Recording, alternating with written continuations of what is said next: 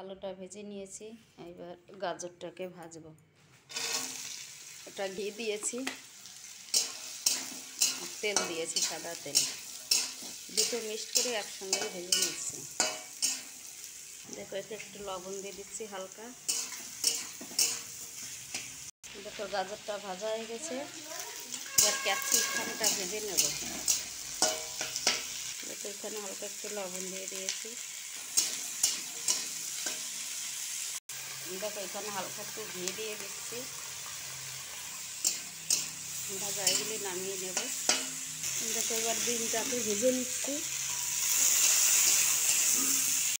দেখো এটাকেও ঘি দিয়ে ভাজতেছি, এটা ডিম। দেখো ভাজা হয়ে গেছে, এবার নামিয়ে নেব। দেখো ভাজা হয়ে গেছে, এবার নামিয়ে নিয়েছি। আলুটাও নামিয়ে নিয়েছি, পাশে বাটা হচ্ছে। দেখো মাংসের মশলা করা হচ্ছে এখন।